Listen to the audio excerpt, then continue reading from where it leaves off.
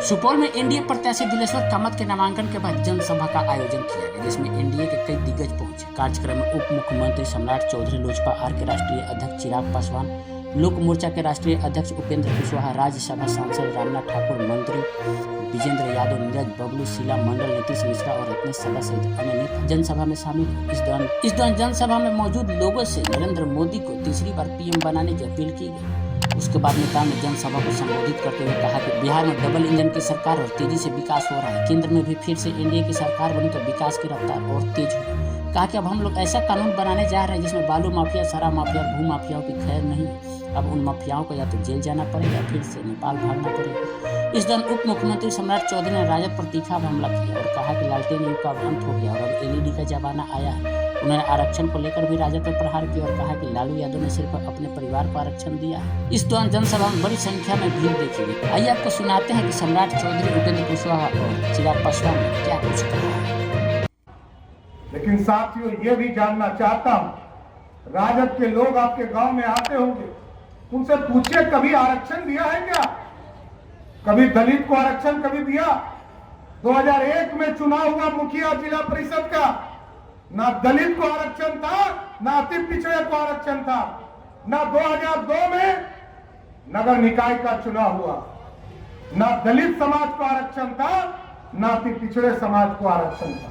लेकिन जब नीतीश कुमार जी और सुशील मोदी जी के जोड़ी जब बिहार में सत्ता में आई तो महिलाओं को भी 50% का आरक्षण दिया और दलित और अति पिछड़े को भी मुखिया और जिला परिषद बनाने का काम किया। यह है एनडीए सरकार।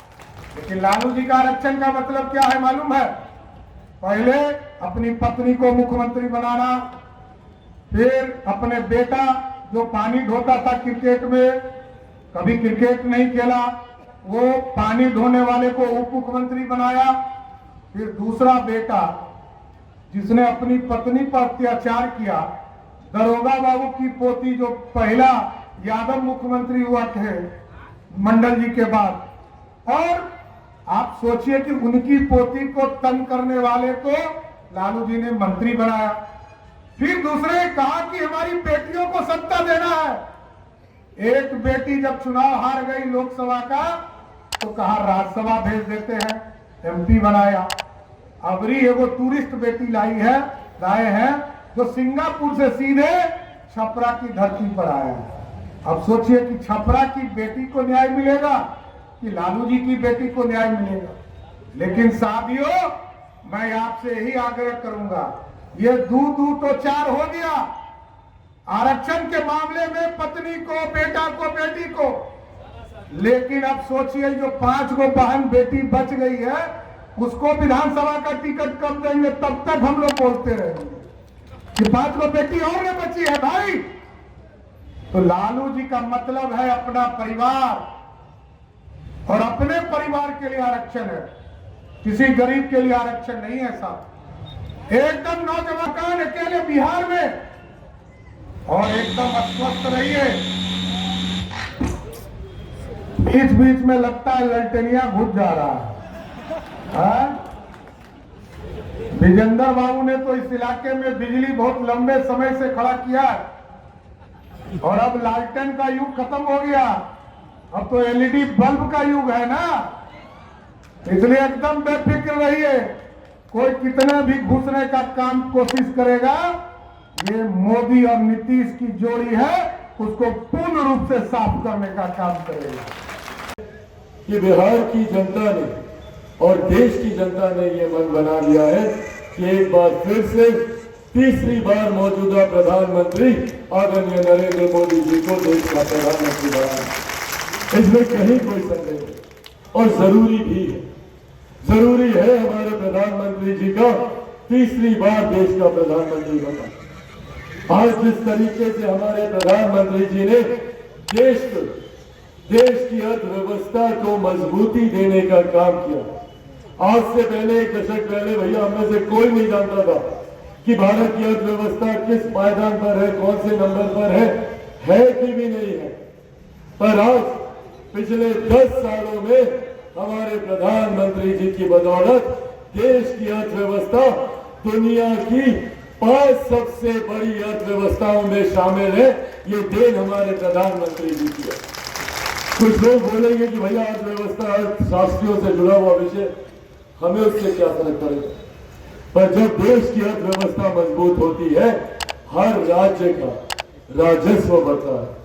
जब राज्य का राजस्व बढ़ता है तो उस क्षेत्र का आर्थिक विकास होता है, और जब एक क्षेत्र का आर्थिक विकास होता है तो हर गरीब व्यक्ति के हाथ में ज्यादा कमाई आती है, प्रति व्यक्ति आय में इजाफा होता है।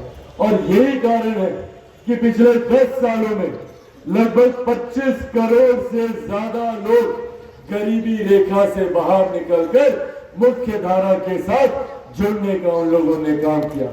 अगले 5 वर्ष में इसको 5वें नंबर से बढ़ाकर 3रे नंबर पर भारत की अर्थव्यवस्था को लेकर जाने का लक्ष्य है।